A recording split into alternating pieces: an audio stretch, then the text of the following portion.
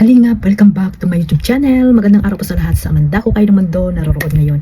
At ito na naman guys, ang inyong lingkod, nagbabalik Kalingap Maymay. At ayun nga, no, ang lahat po ng mga issue dito sa EDSA ay fake news po mga Kalingap.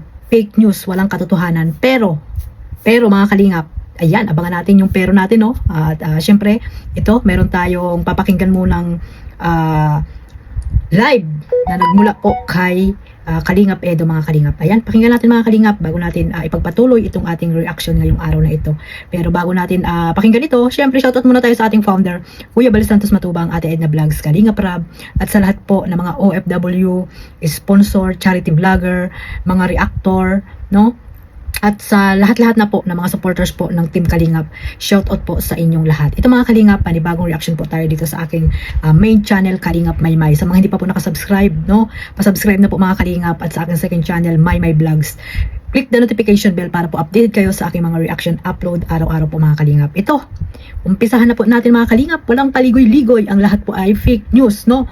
Ngayon sabi nga natin, hindi ako naniniwala sa mga sabi-sabi hanggat wala pong resibo na nakikita po ako, mga video or picture man lang po mga Kalingap. Pero ang sabi ko nga mga Kalingap, yung pero ay nagkita po talaga sila, no? Nagkita sila mga Kalingap according to Ate Edna. Kanina po nagsabi po sa Ate Edna sa live po ni Kuya Bal na nagkita po sila, no? Hindi po ata sinasadya yon na nagkita po sila, or hindi ko alam kung sinasadya yon kasi nga para maayos lang po, no? Para maayos silang dalawa, wala naman po masama doon, di ba? Magkapatawa lang silang dalawa. Iba naman po kasi yung kasalanan ni Tikyo kay Kuya Bal, at iba rin dito kay Kalingap Edo. So gusto ni Kalingap Edo na magkaayos na sila, no? Pero hindi po sila magbabalikan, no? Hindi po sila magbabalikan mga Kalingap. At ito nga, dahil nga sabi nila may buntis daw, di umano. So ito mga Kalingap ay nilinaw na po ni Kalingap Edo dito sa kanyang live. Ito, pakinggan natin mga Kalingap. Yan po, kaya po ganyan kasi marami naman narinig ako ano guys. Naku, masyadong minsan exaggerated. At nagagamit na naman ng todo ang pangalan ko eh. Kaya talaga pagtira-tira ang kalaban. Hindi na wala pilingan. Hindi na lang tinitigilan guys, ang hirap. Sige po. So yun nga, marami ako narinig ay. Nakabagtis daw ako. Batats. Ang bihira. Yung mga pagkakay ko naman kayo batats. Kinasal na ako. Sino makasal sa akin? Sino ba? Sino ba ang babae ko lang kasama dito? Alay ko. Siyempre, Kalingap Edo. Pag mga marites, may mga ano talaga yan. May nagmamarites, may views. O, diba? So, ayan. Dahil nga sa fake news ni Erwin TV, no, na naniwala siguro siya doon sa kanyang mga alalay, na nagsabi, nakita daw kayo, di umano. So, sinabi kay Erwin, ito naman si Erwin, nag-live. No, nag-live po siya na nasobrahan po yung kanyang sinasabi sa kanyang live. So, ayan, no, kausapin mo si Erwin kung ano yung sinasabi niya. Kung ito ba ay totoo. Kasi nga, ayan po, no, siyempre, may mga reactor ang Kalingap, dyan magagaling ang reactor pag may mga ganyang issue, ganyang mga sinasabi ng mga charity vlogger about sa inyo, di ba? Kasi, siyempre, kayo ay trending ngayon, no? Lalo na si Tikyo, di ba? Kaya, hindi maiwasang marireaksyonan. Kaya, yan nga, sabi mo, ay talagang, yung pangalan mo ngayon ay talagang, ano na naman, no? Tawag dito, masigla. Masigla na naman ang pangalan mo ngayong Kalingap Edo dito sa Kalingap, no? Kaya wag ka na magtaka, no, kung bakit nare-reaksyonan ka, kasi nga may isang charity vlogger na nag-live na nakita nga daw kayo, 'di ba? So ayan, kaya ang masasabi ko lang diyan ay tawag dito, kausapin mo sa Erwin kung bakit nagsalita siya ng gano'n sa kanyang live. Yun lang yun, malapit lang magkakasama naman kayo dyan, di ba? Linawin niya kung ano ba talaga yung mga sinasabi niyang buntis issue, mga gano'n, di ba, mga Kalingap. Kaya sabi nga ni Kalingap Edo, sino nga daw ba ang ibubuntisin niya at papakasalin niya? Wala daw siyang pakasalan at nabuntisan mga Kalingap. So ito, malinaw, no, na sinabi ni Kalingap Edo. Ayan, panoorin po ulit natin. So yun nga, marami ako narinig ay. Nakabagtis daw ako. Batats. Ang bihira. Yung mga pagkakay ko naman kayo batats. Kinasal na ako. Sino makasal sa akin? Sino ba? Sino ba ang babae ko lang kasama dito? Ang bihira, kalakuha naman yan. Ayun ha, wala. Malinaw pa sa ihi ni Erwin TV. na wala siyang pagkasalan at nabuntisan. So malinaw po mga Kalingap ha. Wala. Ayan, wala. Ano Kalingap Edo? Wala. Wala. Ang bihira. Kung ano narinig ko, parang guys, wala na sa ayos, ano? Tapos nakita daw kung saan ay, naku naman. Ang bihira ko, wala na pinag-kausap na kung ano, ang hirap ng ganyan. Kung walang pruweba, huwag para paniwala guys, mahirap ang fake news. Yun. Ayan, fake news, o di ba? Mahirap talaga ang fake news, guys. Huwag kayo maniwala sa mga fake news at mga sabi-sabi.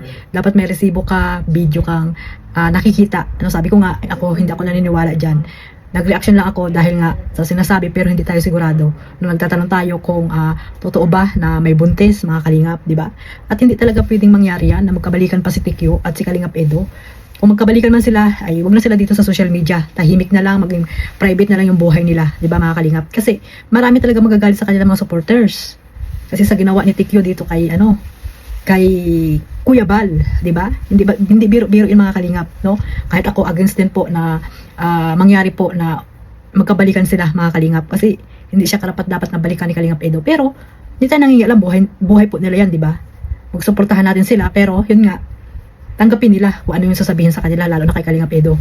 Baka lalo masira yung kanyang pagcha-charity, di ba? Ngayon nga lang, sabi mo nga, di ba, na sikat na naman yung pangalan mo. O lalo pa siguro pag totoo na makikipagbalikan ka kay Tikyo, di ba? So, ayan po, malinaw naman na wala pong nangyaring kasalan or tawag dito, buntis mga kalingap, wala. No? According to Kalingap Edo. So ito po, meron pa tayong papakinggan ng sinasabi dito ni Kalingap Edo. Pag walang pruweba, huwag kayo maniwala. Guys, okay? Pag walang resibo, huwag kayo maniwala. Yun. Pag walang resibo, huwag na po kayo maniwala. Pruweba, no? Na katunayang, yun nga, magkasama, kinasal, buntis. Yun mga kalingap. Baka naman kasi iba yung sinasabi ni Erwin na buntis. Kasi pag nagla-live, dapat pinapangalanan kasi, wag yung hula-hula, di ba? Kasi minsan yung mga nagla-live, halo-halo ang content, di ba? Halo-halo yung mga pinag-uusapan. Oh. Kaya dapat, pinapangalanan talaga Sige, yan. pwede sa Ito pa sinabi ni Kalingap Edo. Kasalita lang. Wait lang. Pag walang resibo, huwag kayo maniwala. Yan pwede sa husgado. Kasalita lang. Wala, hindi pwede yan. Yung mga salita-salita lang, hindi pwede yan. Kailangan talagang mayroon kang resibo. Oh, katulad yung pagpunta nyo sa dilim. Yung pag sinabi ni Tikyo naman niya ka, kailangan din ng resibo yun, di ba, Kalingap Edo? Oh.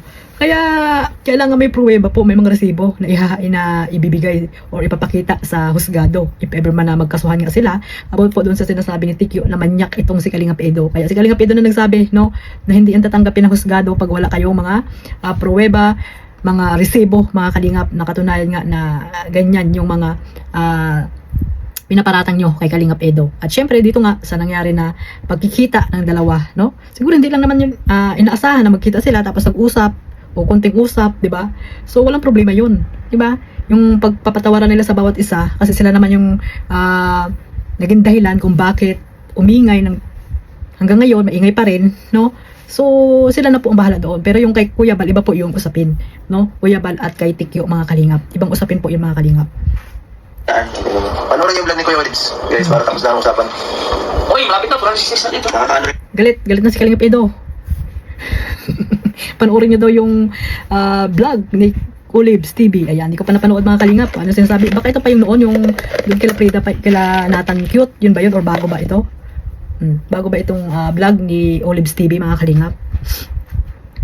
Kasi ang ingay sana, gusto na rin ng tahimik natin, time sa kabila. Guys. Wala nang may gusto ng ganito. Nakapagod. Nakapagod ka na, Kalingap Edo. May kasalanan yan, tahimik kabila, hindi naman tahimik ang kabila, di ba? Oh, yung nagpatulpo sila, sabi nila, gusto nila private na buhay. Pero bakit ganun? Di ba? Oh, kung naging tahimik sila, di sa tahimik na rin ang Kalingap. Pero bakit nagtayo na, nag-create ng, tag dito, ng channel, itong si Tikyo. Dapat na good vibes lang sa dyan. Pero anong ginawa nila? Oh, anong ginawa nila? Nung pumunta si Kapiste, o anong ginawa? Alam nga namang okay lang yun sa amin. Kay Kuya Bal, di ba? Hindi pwede yung tahimik lang. Sila ang may kasalanan. Hindi sila manahimik. Alam nga manahimik din tayo dito sa Kalingap. Hindi pwede yun. Di ba? Hindi pwede yung Kalingap Edo. Kung gusto nila ng tahimik, manahimik sila.